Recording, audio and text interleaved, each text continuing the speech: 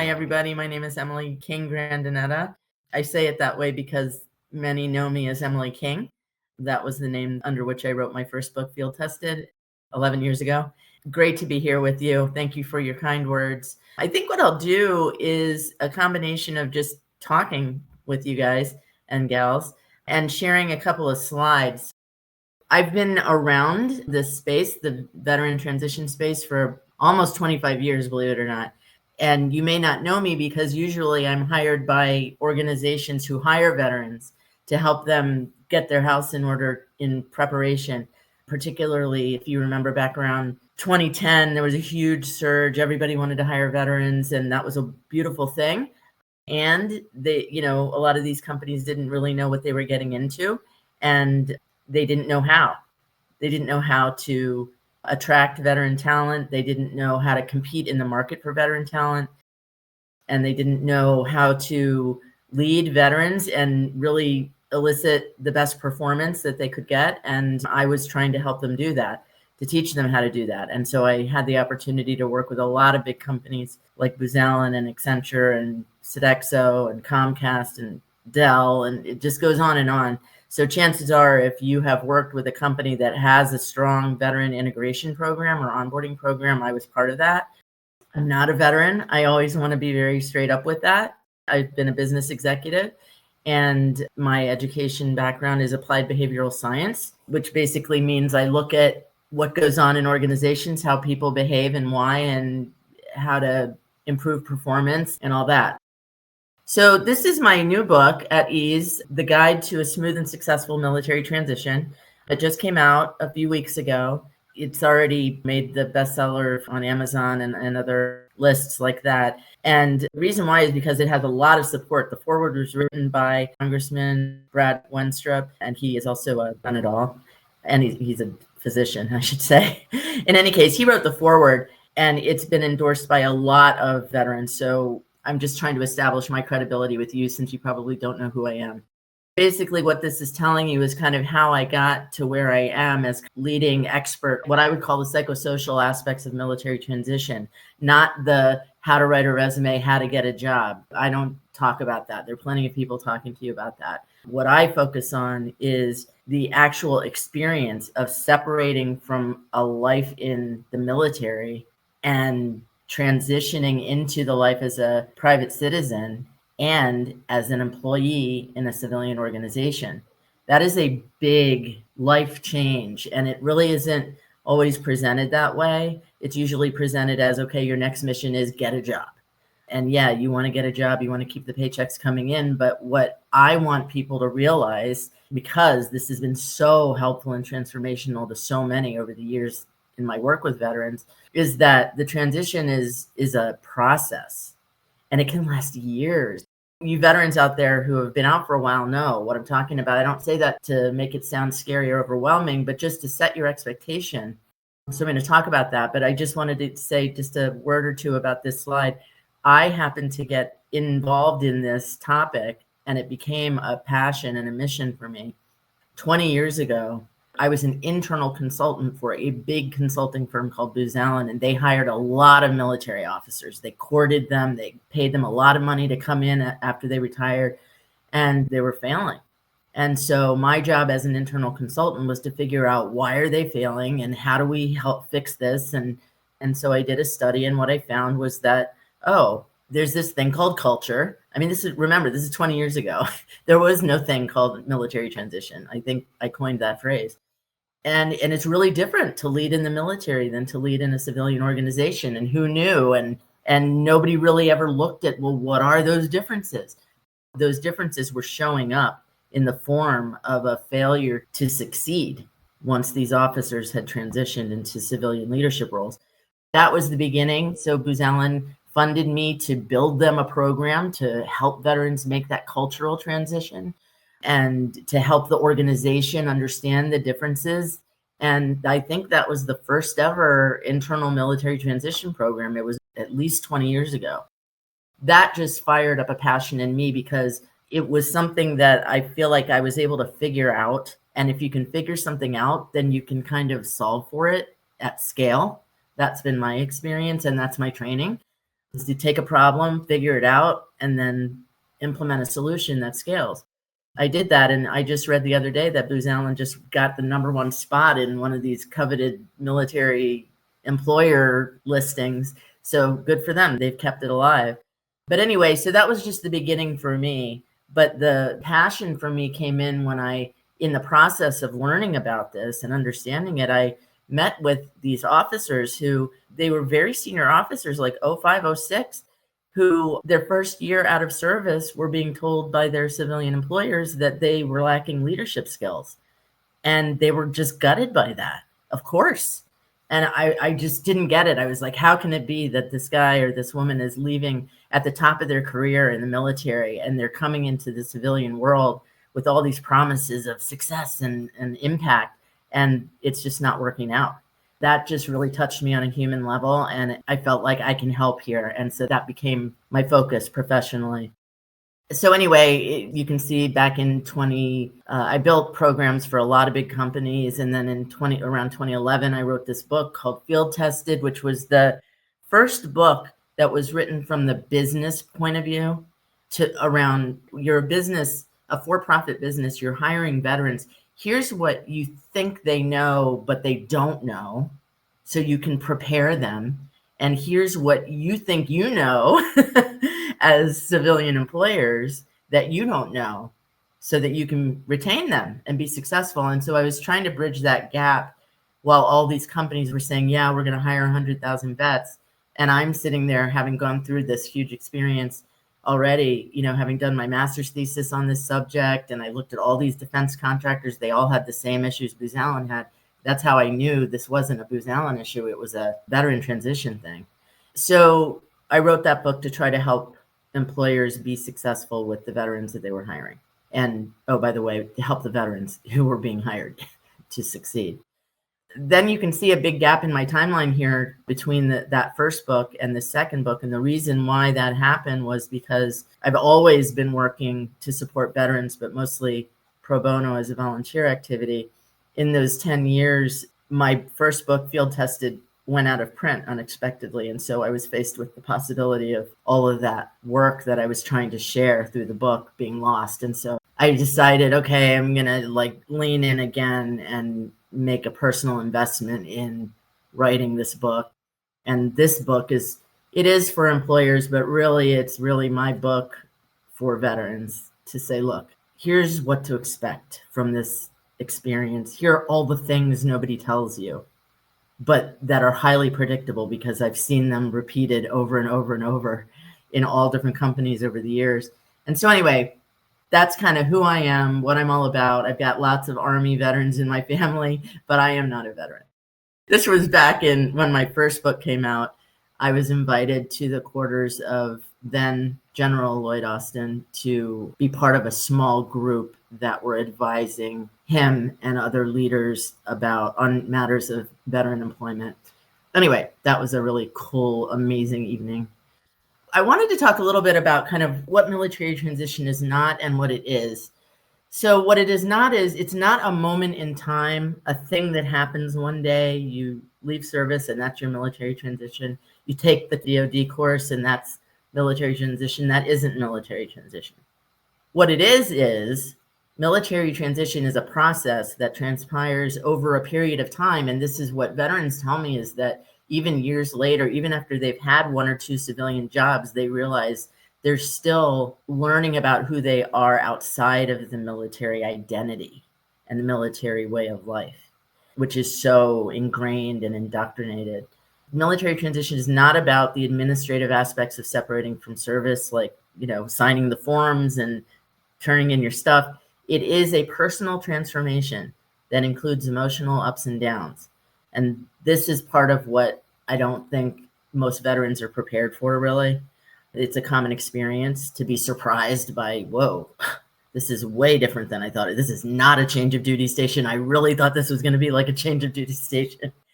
Military transition is not successfully completed by writing a resume or getting a job. Your transition will continue well into your first job and maybe into your second or third job.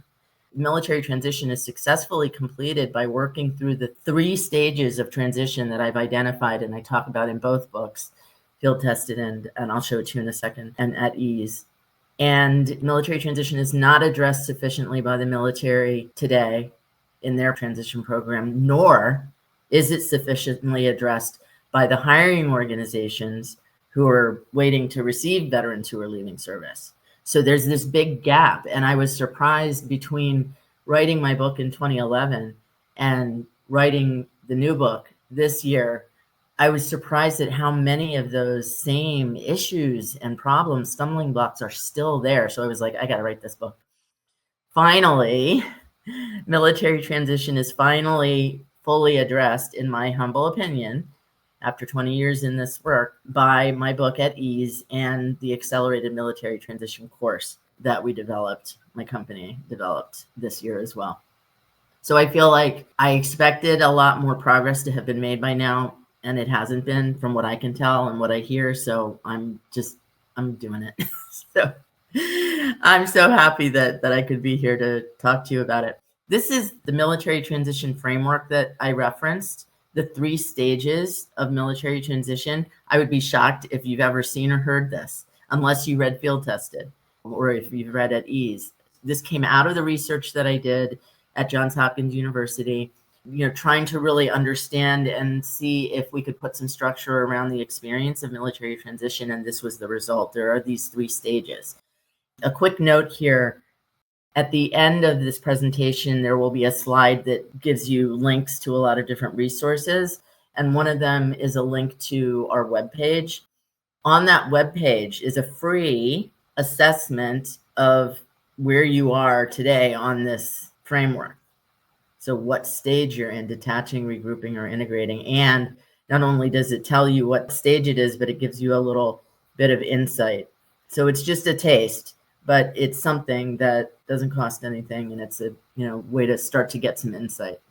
This has helped so many veterans because it makes sense of this experience that seems senseless. It's very hard to understand because the civilian world and life as a private citizen is really, really different than being in the military. And it's hard to even get your arms around it. So that's what I've tried to do.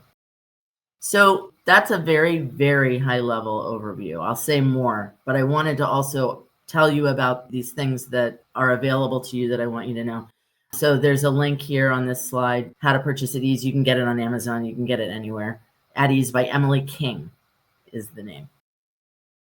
And if you want to take the accelerated military transition course, which is really one of a kind, it's the first of its kind. It was developed by and produced and just created by me and my team of folks who are instructional designers, executive coaches. So as a master certified coach, I specialize in working with people through big career transitions and all of the behavior changes and the adaptations and the mindset shifts that go along with that.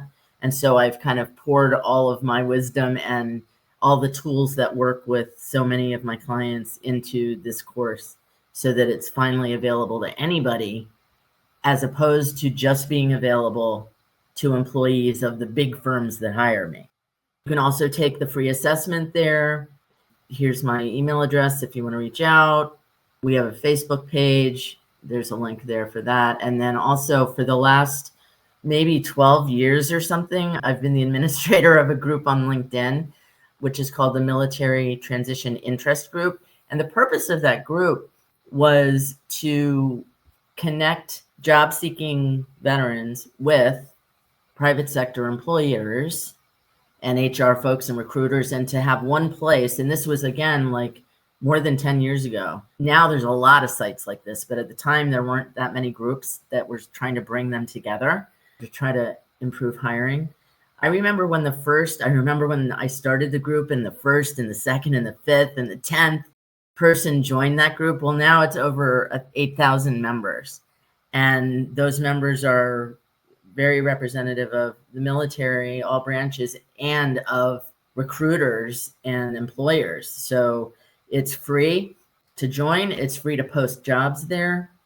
The link is here. It's also on the website. So we just want to make sure that you know of all of these things that are available to you. What I really wanted to talk to you about today is all of this work that I've been doing and that my team has done, and that we're trying to really move the needle, because I really believe that as a nation, we can and should be doing better in helping our veterans be successful, leaving emotional and psychological experience of leaving military service and addressing and mitigating the very predictable pitfalls that they encounter once they hit the civilian job market and workplace. And, I really believe if you can name something and you can find the root cause, you can solve for it. And if you can solve for it for one person, you can solve for it at scale. And that is what I am trying to do with the book and the course, is really move the needle.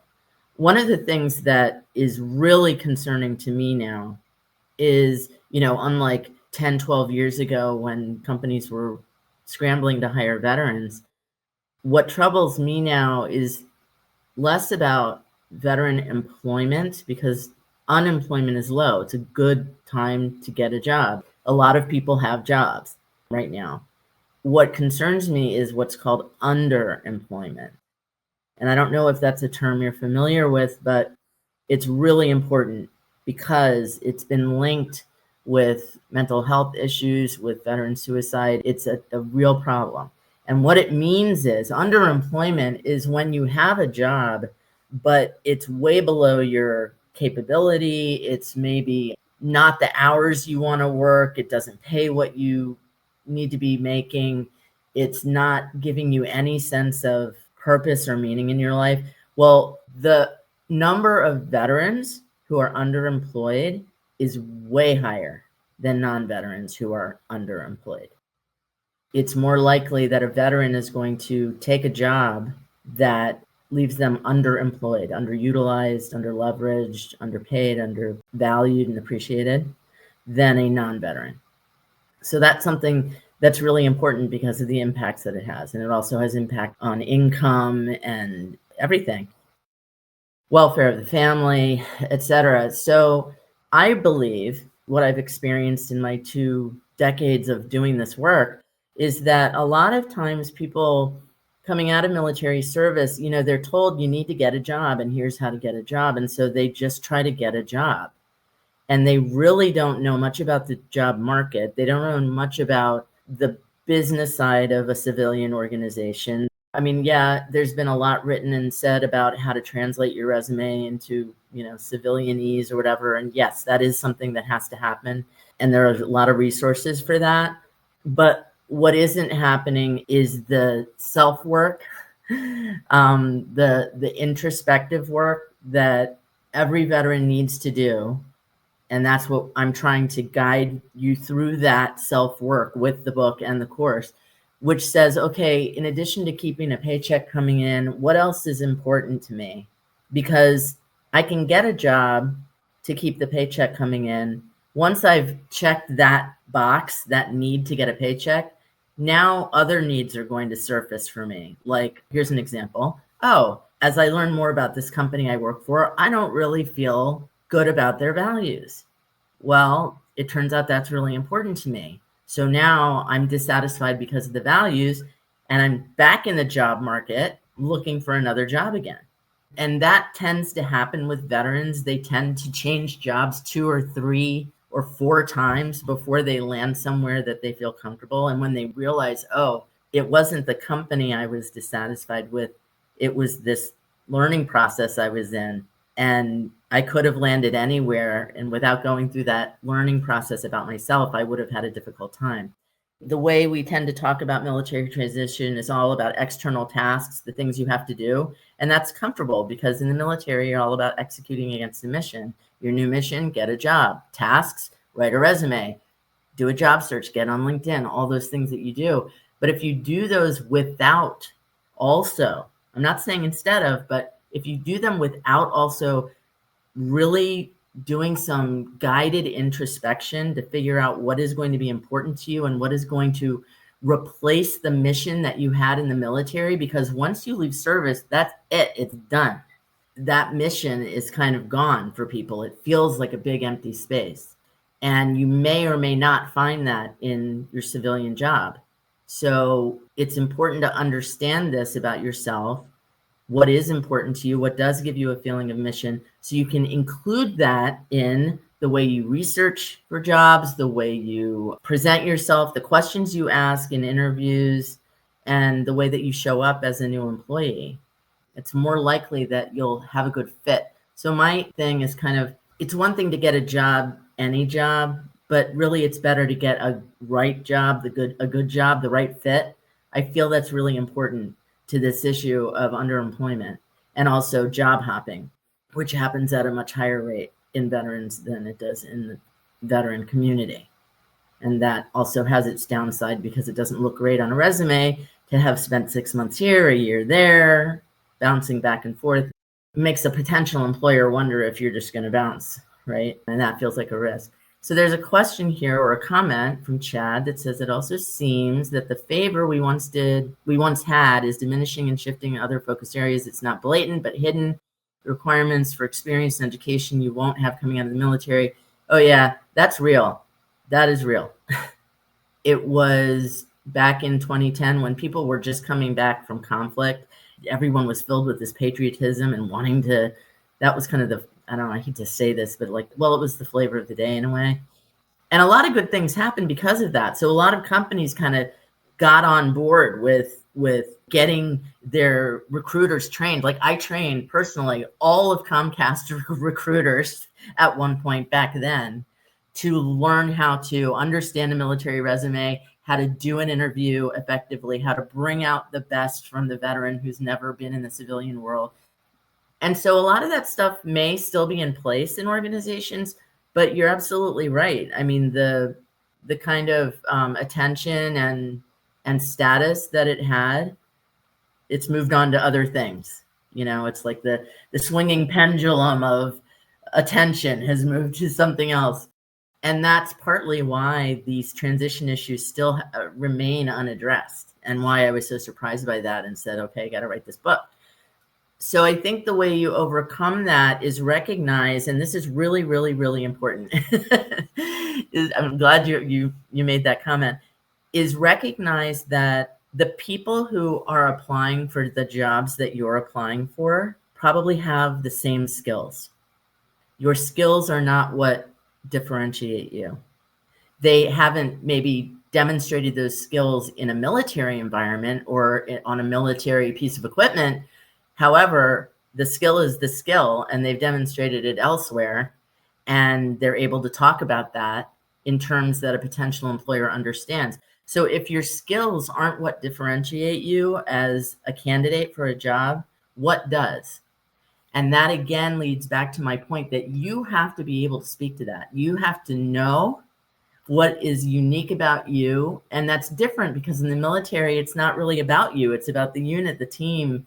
You're not leading with self-interest, but in the civilian world, you kind of have to. But I will say that that is a very valid point.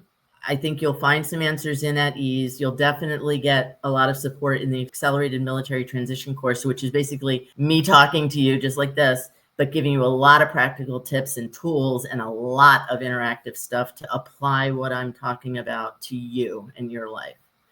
I also put this slide here, finally. If you want to help, if you want to get involved, if you kind of resonate with what I'm saying and you research me more or read the book and you want to be part of moving the needle on helping veterans have a better experience with their transition, there are a whole lot of different ways of doing that.